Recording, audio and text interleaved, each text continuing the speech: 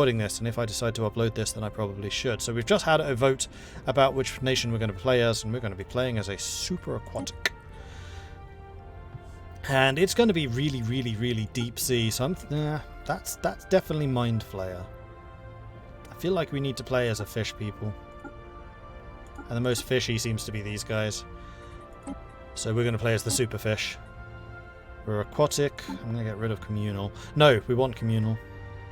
Well, do we? Let's actually just take a look to see what the others are. So agrarian is food from jobs. We're going to have uncapped farms, so I don't think that's going to be that useful. Energy from jobs, minerals, science, trade value, individual sciences, habitability. That's more if we're playing expansive, which we're not. Rapid breeders might be good, though it is kind of expensive. I do really like talented. Unity, empire size,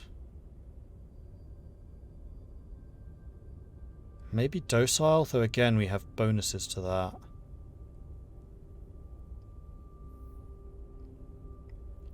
We could be sedentary, so we don't leave. I think we do want to be communal. We're going to double down on that. Amenities. Governing ethics, attraction, leader lifespan,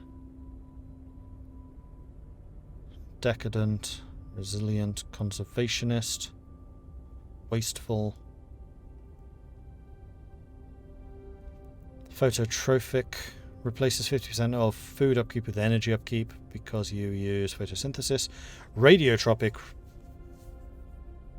pops living on 2 mods of no energy upkeep, pop growth on 2 mods, 2 mod habitability, interesting. And then budding. Pop working as a slave or better produces 0.02 monthly organic pop assembly. Huh. There you go.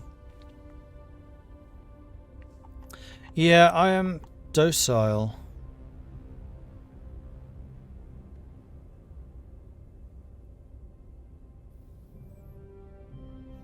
It is kind of expensive is the problem. And that's empire size. I think that's going to be more about grabbing planets rather than population.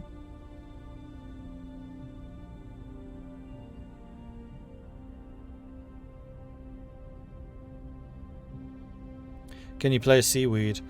I don't think so, because you can't take photophobic. You have to be a plantoid. Huzzah! Although, yes, you can. And here's how. What you can do is play as a plantoid.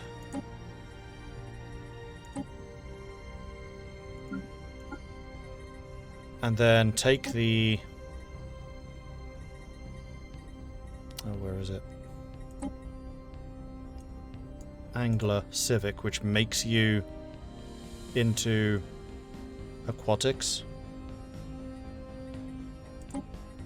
And that's how you would do it. So yes, you can play a seaweed.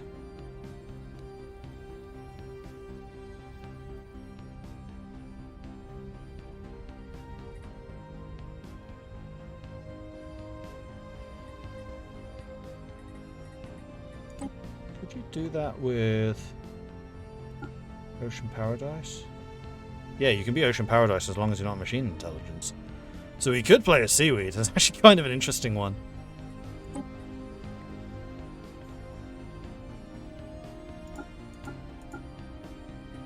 That looks quite seaweedy.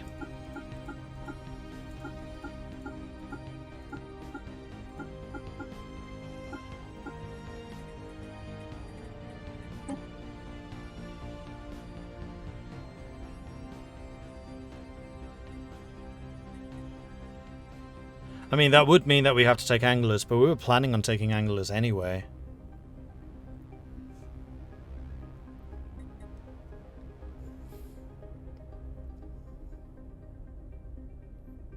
Probably.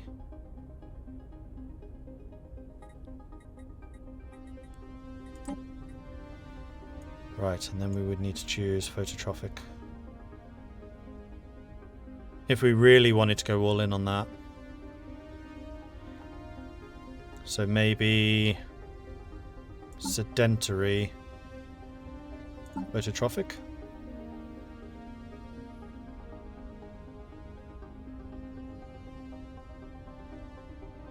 Looks like the Remain Empire.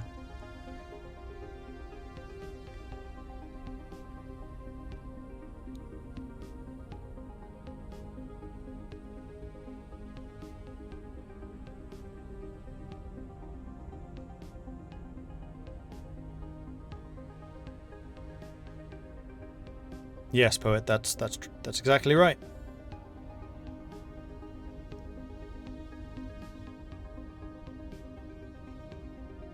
Doesn't phototrophic clap with yes?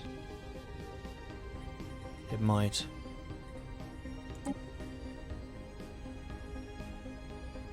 Because farmers are replaced by anglers, we would need more energy production, which we don't have. No, I think we're just going to play regular old aquatic. And we'll stay with the super deep thing. So we can't take that. I am going to keep sedentary though, so we have 1 point that we can spend on something.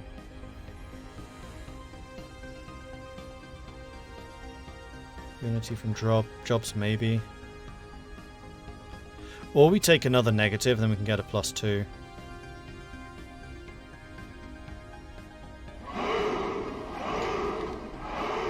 What was the one that we were thinking of? By we I mean, what was the one I was thinking of? It wasn't adaptive. Rapid breeder.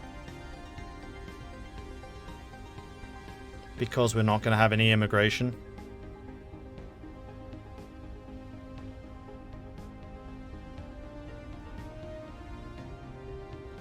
Or docile, but honestly, I'm not expecting us to be wide. We're going to be tall. I don't know how much empire size from pops is affected.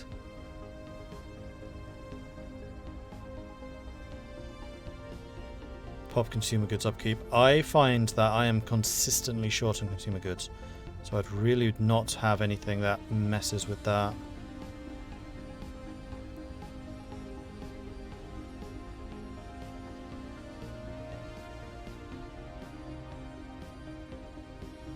Don't need docile, that's for the big guys. Yeah, that's what I thought. That's more... well... it is from pops, and we are expecting to have high population levels.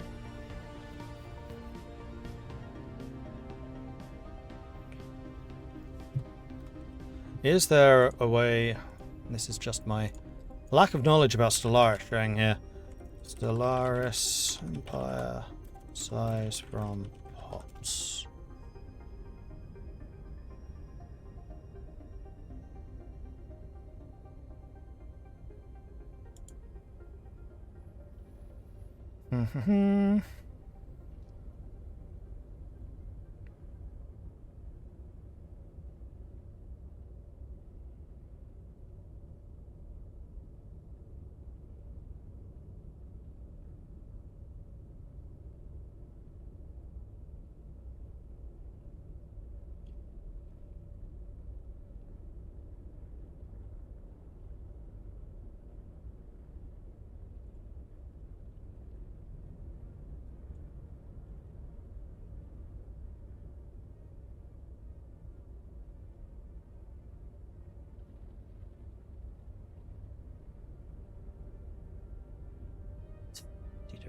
References to Empire on that page. I don't think that's what I want to do.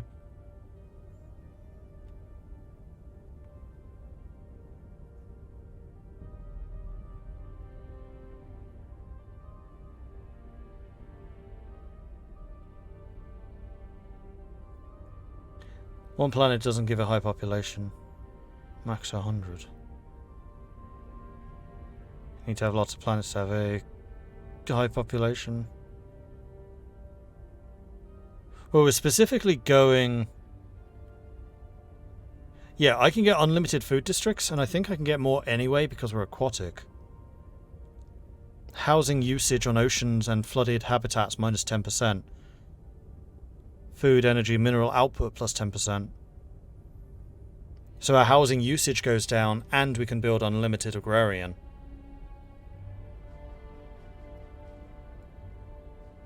And we're communal, which means we use even less housing. We are going to have really high populations on the few planets we can occupy. I mean, I do kind of like the idea of non-adaptive. I don't think that's a bad one. Because we're only going to be on the ocean worlds anyway.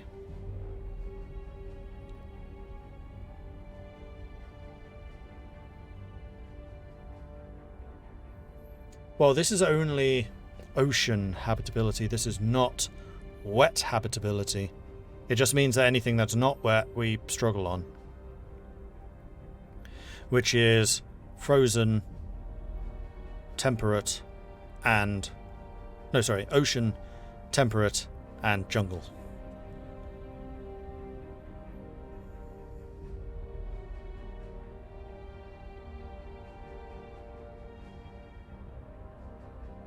And we start... This is an important point. Thanks to our ocean paradise, we start on a 30 size planet. It's flipping huge. We can convert worlds we don't like to ocean. That's true. Alright, let's take non-adaptive. I think that does make sense for what we're trying to do here. And yeah, we're definitely on an ocean world. 100% now. Alright, so that actually gives us a whole bunch of trait points. And we only have one trait pick left, so we can probably choose not to be... Well, I feel like we should be sedentary. What costs 3? Very strong. That doesn't feel like us. Let's not take non-adaptive.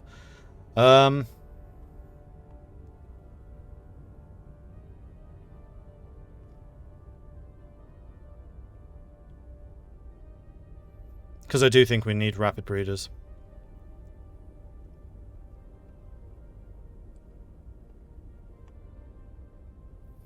Deviant on our capital, ethics is pretty much always maximized, isn't it?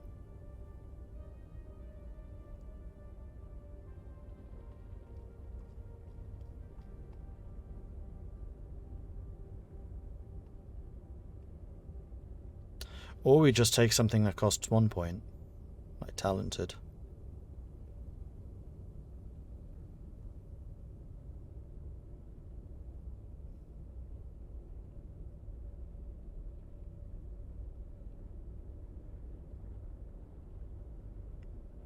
Non-adaptive over sedentary, then we would have 2 points at least. I think sedentary makes more sense though for what this faction is about. Enduring, longer lifespan.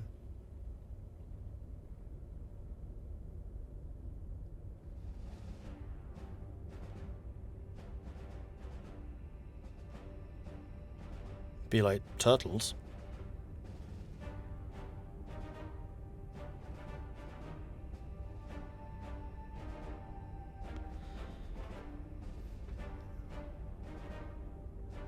Conservationist.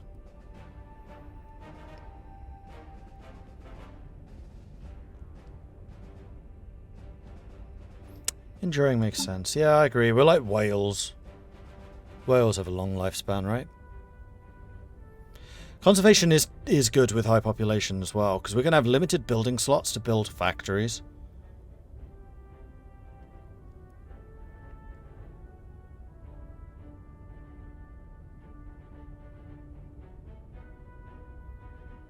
We're going to go enduring. We're basically space whales. Okay, we are definitely on an ocean world. We'll work out the naming conventions later. We are 100% an aquatic city. Our origin is the ocean paradise. Okay, government and ethics. So we're taking anglers as a matter of course.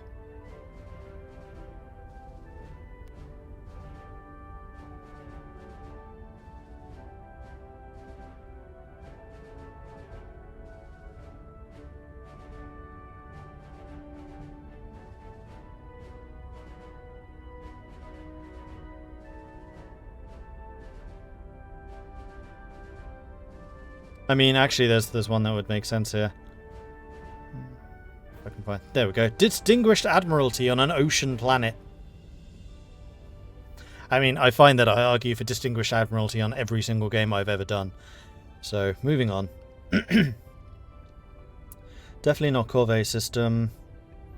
Code breaking and edicts, that's going to be espionage stuff. Envoys and wait. Admin upkeep.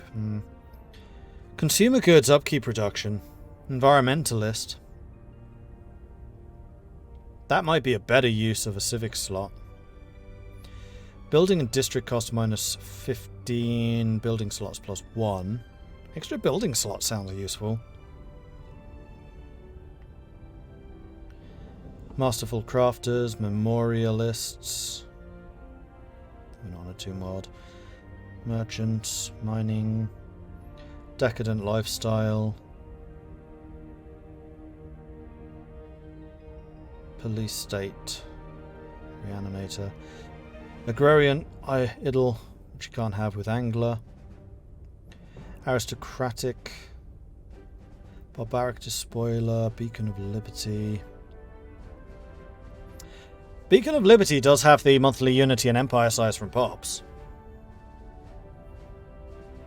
If we go egalitarian, which is faction unity growth and specialist pop output. Unfortunately, it's xenophobic, which is the population growth. Citizen service is bigger fleets and soldiers. Death cults, distinguished admiralty. Admirals in general start at level 3. Ships fire faster. We have more higher admiral level cap. And fleet command. I mean, with our longer life, that actually pays off. Religious politicians, fanatic purifier, feudal society. Leaders don't cost unity upkeep. Right, leaders cost unity now. That's true. Free Haven we're definitely not doing. Idealistic Foundation. Nah. I mean, actually, all of our people are going to be citizens because we're not going to have immigration, really.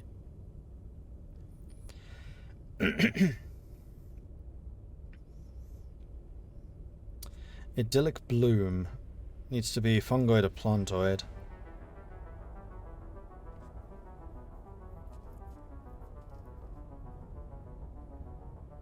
Oh, interesting.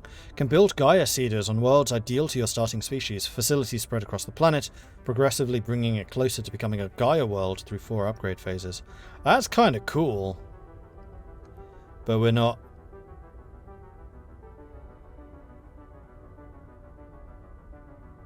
If we did seaweed, we could do that. Gaia's not wet. Ah.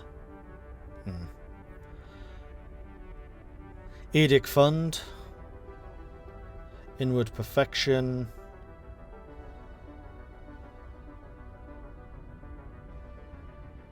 Meritocracy. Leader cap +1 specialist pop resource output. Nationalistic zeal, war exhaustion. I don't think we're really going to be fighting. Well, we might be fighting, I don't know. Faction unity +40. Philosopher King ruler level cap +2. Rulers and governors less likely to become negative traits. Pompous purists, trust and envoys. And that would require us to be xenophobic.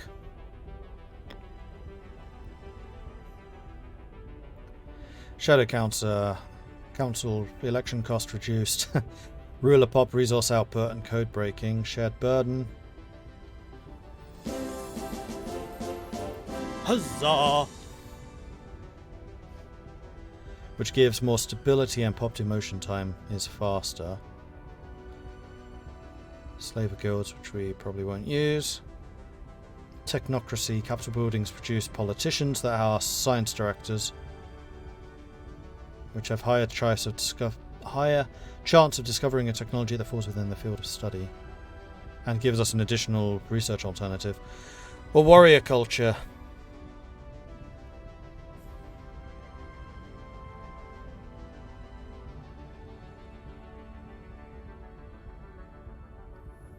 Kubik, thank you very much for the 38-month resubscription. Very much appreciate that. Thanks for another month. And then also Poet coming in with a 38-month resubscription. This seems to be the month of the 38-month resubs. Thank you very much for that, Poet, and congrats on the new job. Thank you, appreciate that. Limehawk Moth, thank you for the follow. Edmund Bacon, thank you also for the follows. Inward perfection. The problem with that is it limits a lot of other things. You can't have rivals, defensive pacts, migration treaties, research agreements, commercial pacts, guarantee independence, cannot join federations, cannot infiltrate primitives, cannot have forced subjects, cannot have unrestricted wars.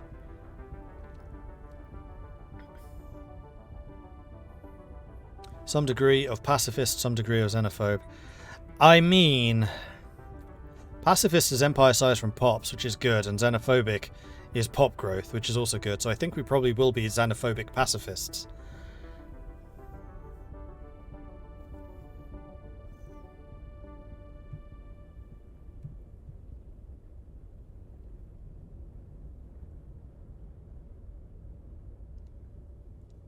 Can we get inward perfection in Philosopher Kings? Immediately no, but if we reform our government later, yes. Losing federations is the big one. Federations are something I wanted to play with because that's one of the things that was kind of added or radically updated since the last time I played. I played a tiny little bit of federations, but not a huge amount.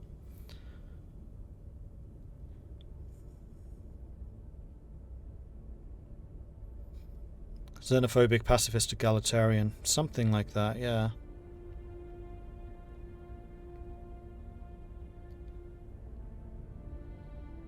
Oh, most of the things you lose from inward perfection, things from xenophobe or pacifist. No. Oh! Can purge, can enslave, decreased opinion, cannot give aliens full citizenship. No, these are all additional. Cannot use unrestricted wars, cannot indiscriminately orbital bombard.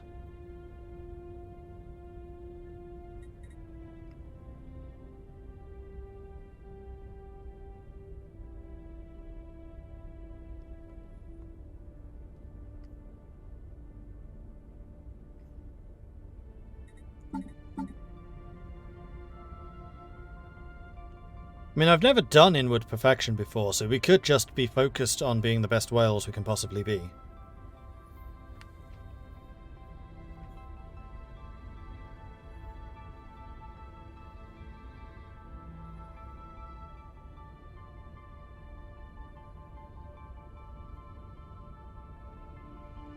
I mean, the citizen pop happiness, the unity, the pop growth, those are all really good, and it does gel really well with the empire size from pops and more stability. Huzzah! And the starbase influence cost, which means we can be very defensive, which is generally how I like to play anyway, and then pop growth speed.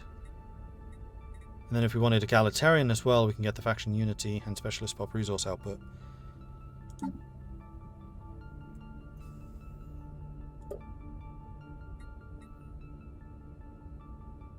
I'm happy to give this a try.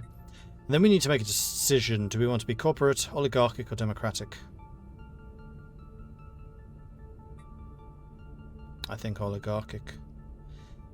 Don't really care about the automatic resettlement.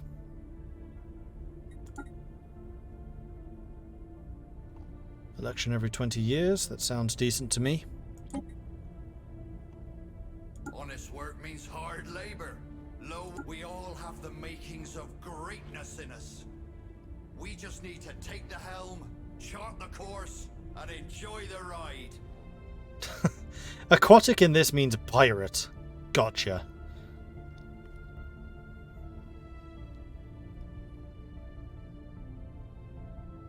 Darkstar coming in with a 10-month primary sub. Thank you very much for that, Darkstar. Lol, following 2 38-month resubs, I'm feeling pretty small. Glad to be part of such a dedicated community. Huzzah! Well, West Country anyway.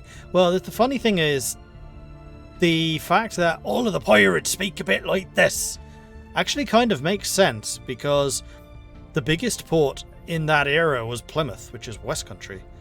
So the fact that a lot of the English pirates spoke with a West Country accent is actually historical.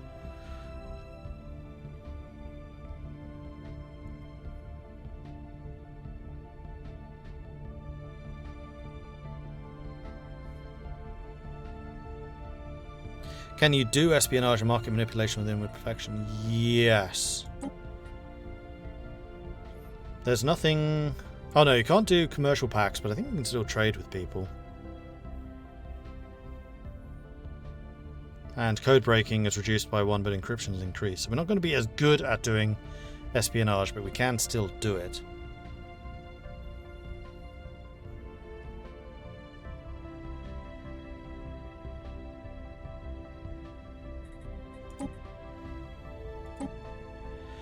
Okay, I think that's the basics done.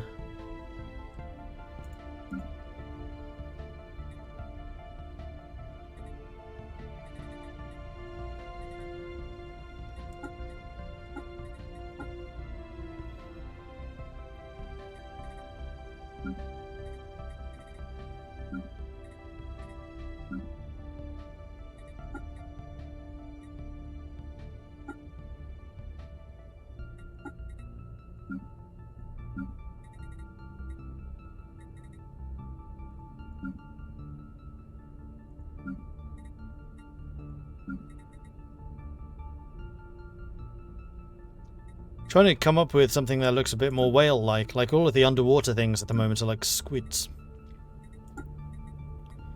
Like a wave or something like that would be cool.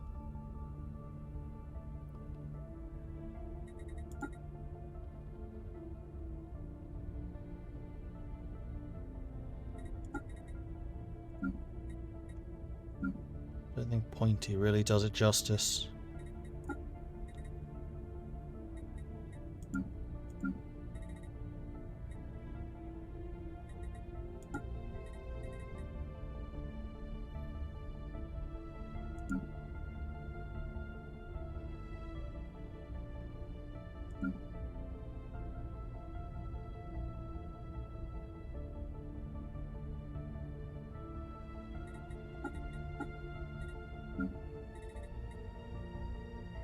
None of these really scream out Waterworld.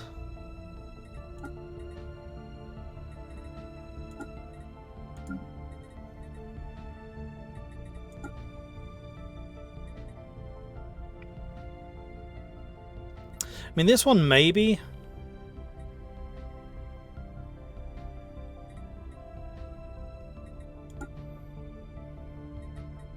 I think I like that one the most, maybe that one. That one looks more wavy.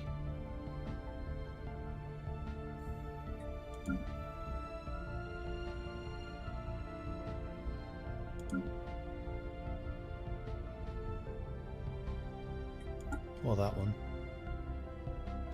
That's more of a crab than a whale. That's like a wave. Let's do that.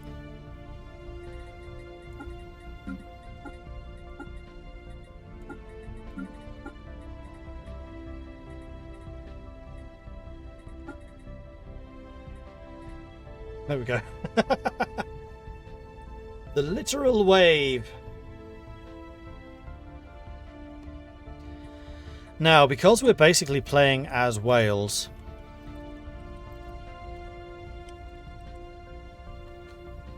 I think we should be on the homeworld of New South Wales.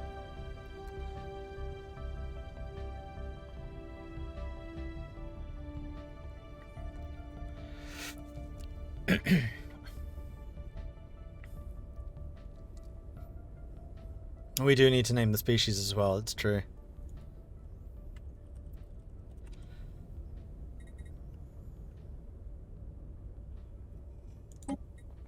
And what should we call the species? This is a good question.